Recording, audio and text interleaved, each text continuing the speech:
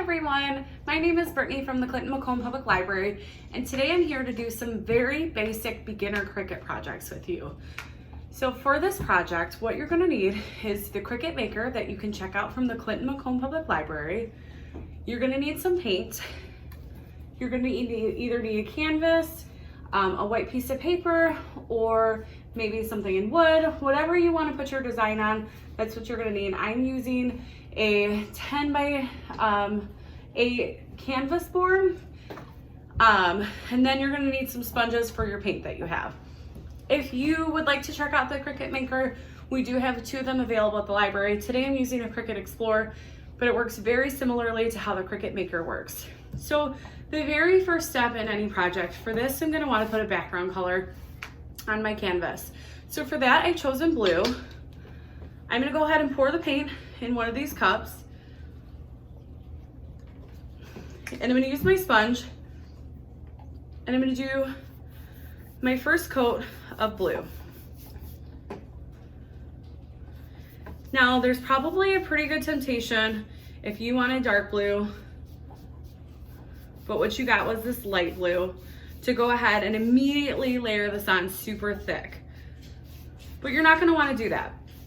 You're going to want to let your first layer dry, and then you're going to want to add a second layer onto it. If you put it on too thick, what will end up happening is it won't dry right, or it'll dry really sticky, and you just won't get the right texture that you want. So I'm going to go ahead and finish this up.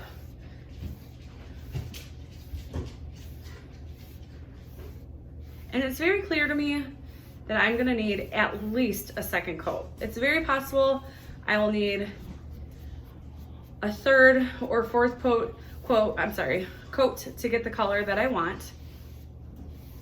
But at minimum, I'm gonna need a second coat. So again, we're just applying a really thin layer of color. Make sure that we're not getting any sticky paint on here, and we're good to go. Now, really quickly, I didn't mention this before, but I do have something that I'm painting on. I already have paint all over it. So if you're doing this project, you may want to consider painting on a surface that is not a table or something that you don't want ruined. So this is my first coat of my project. I will come back when this is dry. I'm going to put this under a fan for a few minutes. I'll come back in a few minutes when this is dry, and we'll put on the second coat. All right, once your first coat is dry, you can go ahead and apply the second coat exactly the same way. Sometimes I've seen students who like to put an ombre effect, and this would be a great time to do that if that's something you want to do. Blending the blues at this point would be a little bit easier than it would have been if you had tried to do it when you just had that very first base coat. I'm not that good at this, so at least not the painting part. The Cricut part I'm great at, but this part is not really my forte. So I'm just gonna go ahead and finish my second coat painting as usual.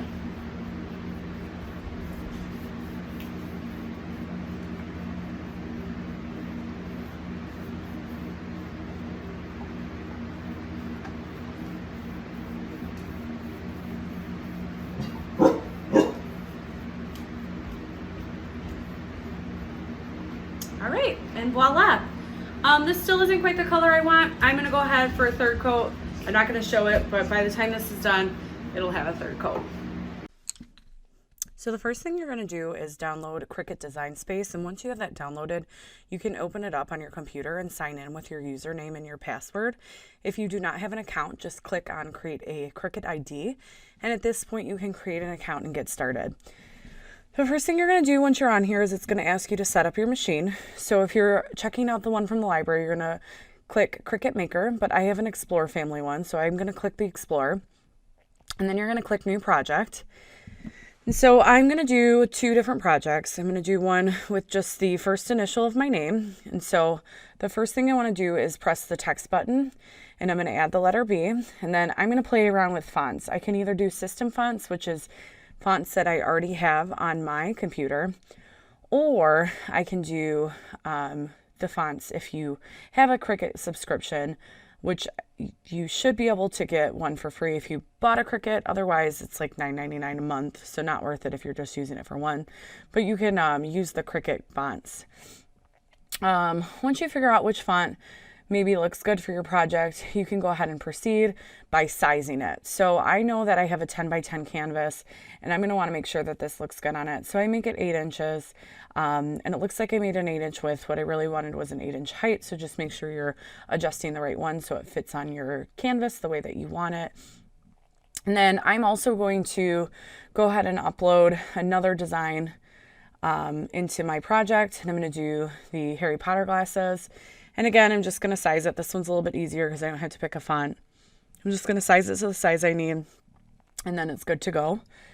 And then once I have everything ready with these 2 basic designs, I'm going to click Make It, and it'll show me that it's a 12 by 12 mat. If you have a bigger mat, great. The ones that we check out with the library are 12 by 12, and you'll press Continue, and you'll connect to Machine at this point.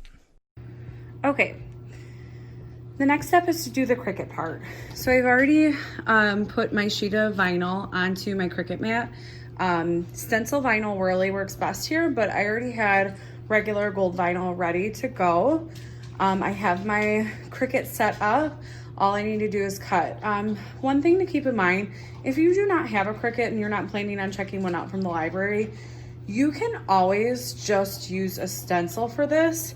You don't necessarily need to have a Cricut to make this project successfully. So when I'm ready, I'm gonna make sure it's pushed in. I'm gonna press the up button, and then I'm gonna press this button right here, which is gonna start my cut.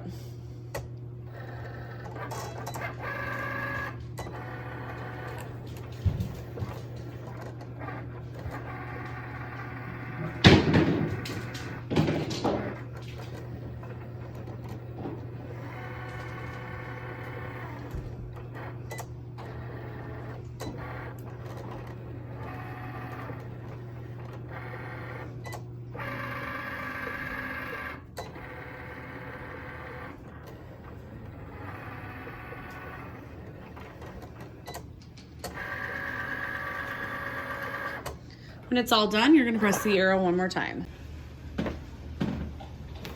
All right, once you have your design cut the way that you want it, you are going to use this as a stencil, which means you're gonna take out any parts of this that you wouldn't necessarily use for the stencil. So for me, this is just gonna be the B, which is gonna leave this.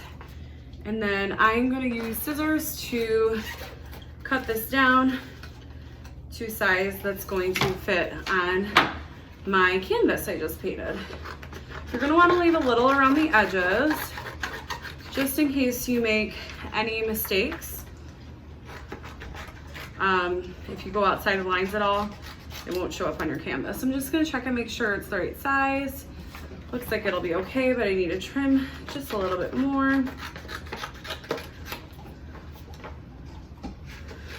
Okay, the very last step you're gonna do before you transfer it on is you're gonna use transfer paper to connect the parts of the letter to the rest of the stencil. If you do not have transfer paper, masking tape works just as well and is just as efficient. So I'm gonna go ahead and tape that down, and the less tape you use, the easier it is to then later pull the tape off. So this is what mine looks like right now. And I'm gonna go ahead and I'm going to peel this right off of the back. And it's coming off pretty much fine. A little bit of this one stuck on. So I just need to push it back down. Once you have the stencil off, you're gonna place it on your canvas exactly where you want it to go. So I want mine pretty centered because that's just how I like it. Depending on what kind of design you've chosen to do, if you went with a letter, you're probably gonna want yours pretty centered too. Otherwise, put it where you want it. And then when you have it exactly where you think you want it, press it down starting in the middle. That's pretty important so you don't get air bubbles in other places. A B is kind of hard because there really is no good middle. What's nice if you're using canvas is it does lift pretty easy. And while that's a good thing, it's also not the best thing later on when you're painting, because you don't want it to lift. It's also a little bit harder to take off the transfer tape, but not too much harder. Just gonna want to be careful with these parts that are separated to make sure you don't accidentally lift them out of place, because it's just a little bit more difficult to put them back afterwards. Okay, so I have my stencil placed and ready to paint. Okay, so for my next color, I'm gonna use a nice dark color because it's a lot harder to do a second coat for this one, simply because you're gonna wanna pull the vinyl off as quickly as possible after your design is done. So just make sure, like you were doing before, that everything is nice and pressed down. If you have any bubbles coming up, just work them out towards the end so that way they go away and you don't accidentally paint underneath them. But this is a homemade project, so if it's not perfect, it's not gonna be the worst thing in the world. And then when you're ready, just go ahead and paint. You're gonna wanna make sure your canvas is completely dry as you're doing this. Otherwise, the paint's gonna blend funny and it's just not gonna go on right. So I'm just kind of splotching and then wiping down, but you can do this however you want. Again though, you're gonna want nice thin lines because you don't want it to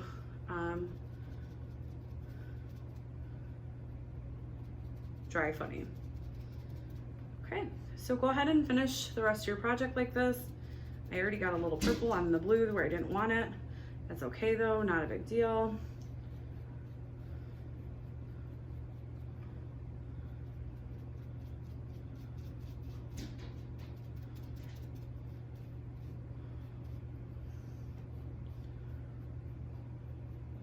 And I'm just gonna make sure my lines are all going the same way. And I do see some spots in my vinyl that are lifting, which is fine. I just push it down as I go along. So just watch out for that as you're doing it. Okay, if you have the color that you want, the next thing you're gonna do is you're gonna pull off the vinyl, and you're gonna wanna do this really gently. I've got a little bit of purple on my fingers, so I'm gonna use my other hand, but it comes off super easily. And if you did do a design other than a letter, you're gonna see how cool it is. You also get in the center, you're gonna wanna get these off. You don't necessarily have to take them off at the exact same time. I'm gonna do it just because they're so large. I have what is called a weeder tool, but your fingers, depending on how detailed it is, work just as well. All right, you're gonna do the same thing you did. You're gonna let it dry, but you have completed your very first Cricut project, and it was pretty easy, I think. Maybe some of you thought it was a little bit harder. Hopefully, no matter what, you enjoyed it, and you can move on to some really fun projects. Cricut lets you do t-shirts. It lets you do just a whole bunch of stuff that you wouldn't necessarily have done otherwise. Thank you so much for tuning in. I hope you love your project. Otherwise, we'll see you next time you're at the library. Thank you.